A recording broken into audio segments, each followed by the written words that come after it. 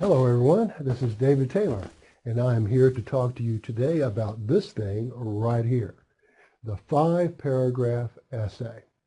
The 5-paragraph essay goes by a lot of different names. Some of them you've probably heard. Let's see, you could call it the basic essay. You could call it the academic essay. You could call it the 131 essay, and that 131 is going to be important for us in just a moment. But no matter what name you call it, no matter what name you've heard about it, there's one name that I want you to remember and to use throughout this lesson, and that name is the easy essay. Because once I show you these three formulas for this 5-paragraph essay, you're going to know that it's something that is easy for you to write and easy for you to deploy and use in all your other courses. Not that everything that you write in life is only going to have 5 paragraphs. That's not the point. The point is that you're learning something basic that can be applied in various permutations in a variety of courses. So let's talk about the 5-paragraph essay and talk about the 3 formulas that I'm going to give to you to produce the 5-paragraph essay. And that first formula is the magic of 3. You know, 3 has an important place in our culture, a kind of a magic place in our culture, whether it's something like the 3 little pigs, or the 3 wishes that you get from a genie, or sayings like 3 times a charm, or 3 strikes you're out. 3 seems to have an important place in human memory.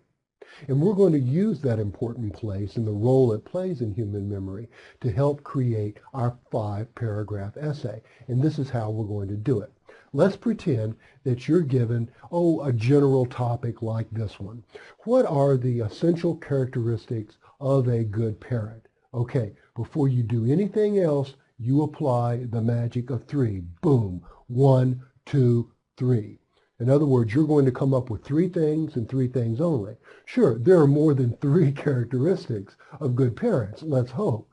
But the point is, when writing this 5-paragraph essay, you're going to limit yourself to 3. And they can be the 3 you consider most important. Something like patience, something like respect, something like unconditional love. Again, there can be more, but limit yourself to 3. Let's take another kind of topic. Let's take a more controversial topic. Something like, should women be given, in the military, be given frontline combat duties? Very controversial. You're going to read about it. You're going to talk about it. You're going to listen to your professor lecture on it. You're going to consult sources on it. And after you do all that, you still do one thing and one thing only. 1, 2, 3. You come up with a position, because you've got to have a position. That's what being in college is all about. You're able to take a position, state an opinion, and then support it in a logical, acceptable way. And we're going to do it with 3 main points. Now, our 3 main points could be something like, well, the first reason would be women can be assigned to combat is equality. The second reason is their great teamwork. Or the third reason is their proven courage. Now, if you notice something repetitious there, and you're asking yourself, wait a minute, is this repetition good? The answer is yes, it is very good. Because although something might seem repetitious when it's close together in these sentences, remember, these are your main points, and they're going to be separated by paragraphs. So by the time your reader looks at them, they're not going to seem repetitious at all. As a matter of fact, they're going to seem clever. They're going to seem like a student who really knows how to organize an essay and, more importantly, use certain kinds of words, first, second, and third, to signal organization to their reader. So in this case, repetition is a manifest good thing. Okay, let's take one more topic, an academic topic.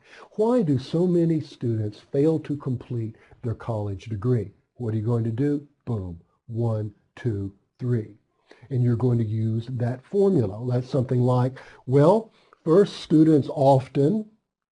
Second, many students cannot. Third, third, students find that, you see what I'm saying? No matter what the topic is, general, controversial, academic, you're going to apply 1, 2, 3, and you're going to apply the repetition of those words to signal your structure. And that's called the academic expository essay structure.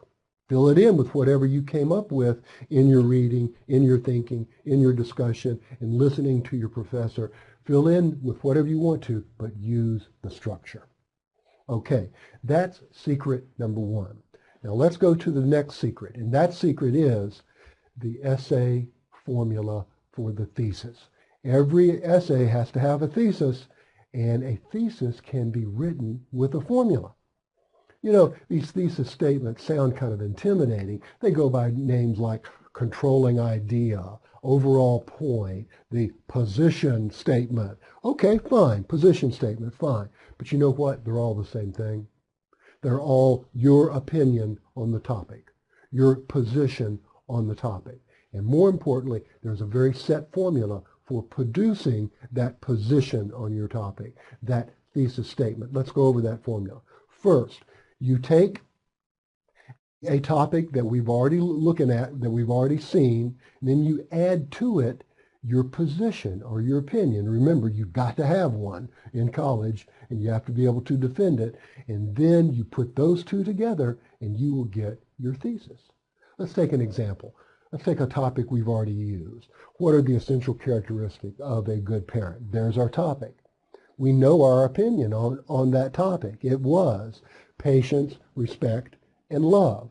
All you have to do is add those two things together and you get your thesis. The essential characteristics of a good parent are patience, respect, and love. You see how simple it is? Add together the words of the topic with the words of your opinion equals your thesis statement. Now here, it just so happened our opinion contained our 3 main points, and that's great. When it happens, don't avoid it, don't resist it, go with it. But there are other ways of doing it. Let's take a more broad, general way of doing it with this topic.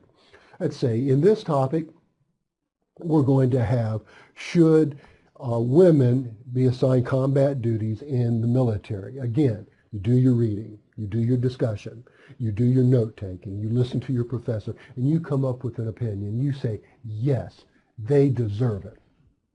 And that's a position, and that's a great position to have. And that is your opinion. And now, and you're allowed your opinion, and now all you have to do is support it. But before you do that, let's put together the topic with your position into the thesis statement.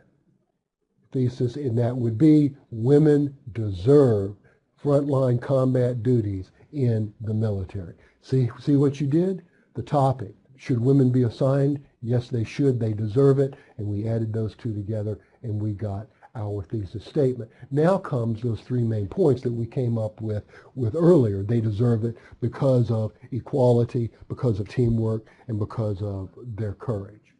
So that's how it works. Now, for the thesis statement, it's a simple matter of adding the topic to your position into a single sentence equaling your thesis. Now, one last formula that I want to show you, and that formula is the 1-3-1 outline. What does the 1-3-1 outline look like? It looks exactly like this. 1 paragraph for your introduction, 3 paragraphs for your body. And remember, you can have more than 3 sometimes, but we're just playing with 3. And then 1 paragraph for your conclusion. 1-3-1. Look like we're doing the YMCA song at a wedding. Now, the main points and the main sentences that we've been coming up with go in special places in this outline. The first is the thesis statement. Let's remind ourselves of our topic. What are the essential characteristics of a good parent? Remember our thesis. Look where we're going to put that thesis. We're going to put it as the last sentence of that introduction paragraph. Why? Because it is the purpose of the introduction paragraph to introduce the thesis, not the entire essay. Most people think the introduction paragraph introduces the essay. Not really. The introduction paragraph's purpose is to lead up to, provide context to, and then provide a position for the thesis statement. And it's the thesis statement that acts as the umbrella or the introduction to the entire essay. So that's why you want to put that thesis statement as the last sentence of your introduction or near the last sentence of your introduction. Now, as far as those three main points, you put those three main points as the three topic sentences or three first sentences of your three body paragraphs. And there they are, the first, the second, and the third essential characteristics: patience, respect, and love. So your three main points become your three main topic sentences of your three body paragraphs, and then at the end you're going to have a conclusion. Conclusion, you revisit your thesis in a special way, kind of telling the overall importance of what you've written. So those are the three formulas. The magic of three: always come up with three somethings, three reasons, three causes, three effects, three whatevers. The second formula was to produce that thesis statement: combine your topic plus your position on that topic, combine them into one sentence, and it's your thesis sentence. And then the last formula, you see the 1-3-1 outline. And once you've got that outline, and once you've got the thesis statement stated in the introduction, you've got your three main points and your three body paragraphs, all you've got to do is fill it in with your intelligence, your words, your thoughts, your opinions. Follow those three formulas and you'll be producing a good, tight, organized essay. Okay, good luck on them, and I'll talk to you later.